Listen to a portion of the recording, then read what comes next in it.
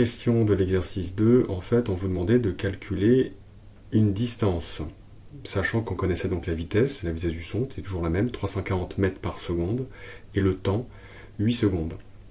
La distance, c'est bien la vitesse fois le temps, donc il fallait faire 340 vitesse mètres par seconde fois 8 le temps en secondes. Et on trouvait 2720 mètres.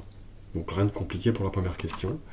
Alors, pour la question 2, il fallait juste penser à bien convertir la distance qui était donnée en kilomètres, il fallait la convertir en mètres. Pourquoi? Parce que la vitesse, elle, du son, elle est donnée en mètres par seconde.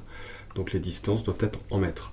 Donc t égale distance sur vitesse, donc il fallait faire 5000 divisé par 340. On convertit les 5 km en mètres, ça fait 5000, et on divise par la vitesse, 340 mètres par seconde. Et on trouvait donc 14,7 secondes.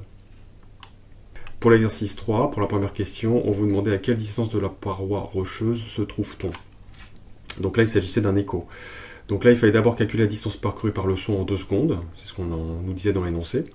Donc on appliquait la formule la distance égale v fois t, donc la vitesse fois le temps.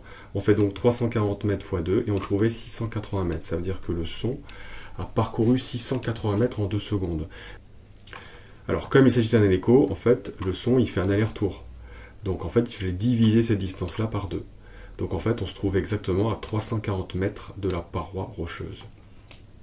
Pour la question 2, on vous demandait à quelle distance minimale de la paroi faut-il se trouver pour pouvoir distinguer le son. Ça veut dire que là, on avait le temps qui était donné, 0,1 seconde. Donc pareil, on utilisait la formule d égale v fois t. Donc on faisait 340 fois 0,1 et on trouvait 34 mètres. De même, comme il s'agissait d'un écho, on va diviser cette distance par 2, donc ça fait 17 mètres. 34 divisé par 2, ça fait 17. Il faudra donc se situer à au moins 17 mètres pour pouvoir distinguer le son de son écho. Exercice 4, on vous demandait de calculer la longueur d'onde du son correspondant au La3 dans l'air. Alors le La3 correspond à une fréquence de 440 Hz, donc on a la fréquence. Alors ici, il fallait utiliser une autre formule qui était aussi dans le cours. Donc voilà, la voici, c'est la lambda, donc la longueur d'onde, c'est égal donc à la vitesse du son, multipliée par t, en fait, qui représente la période du son. Et je rappelle que la période, t égale 1 sur f.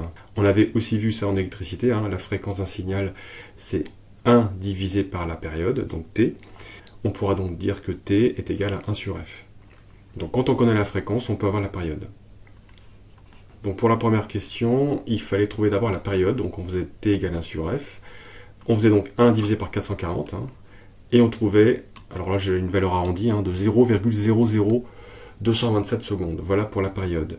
Et une fois qu'on avait la période, on utilisait la formule lambda égale v fois t. Donc on faisait la vitesse fois la période, donc la vitesse c'est toujours 340 mètres par seconde. Je multiplie donc par 0,00227 et je trouve 0,77 mètres. Pour la question 2, dans l'hélium, on vous parle d'une longueur d'onde qui vaut 2,09 mètres. Alors il s'agit ici toujours du La3, donc on a toujours la même fréquence, 440 Hz. Donc là, on utilisait la même formule, lambda égale v fois t. Du coup, ici, on voulait la vitesse, donc il fallait faire v égale lambda sur t. Et du coup, on divisait 2,09 par 0,00227, puisque la période n'a pas changé.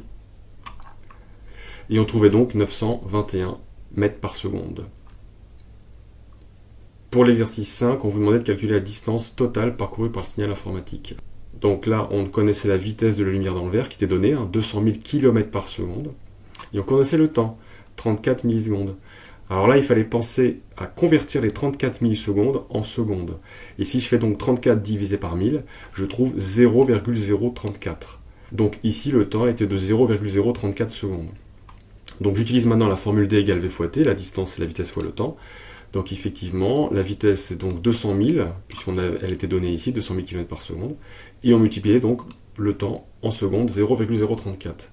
Et quand on faisait le calcul, on trouvait 6800 km.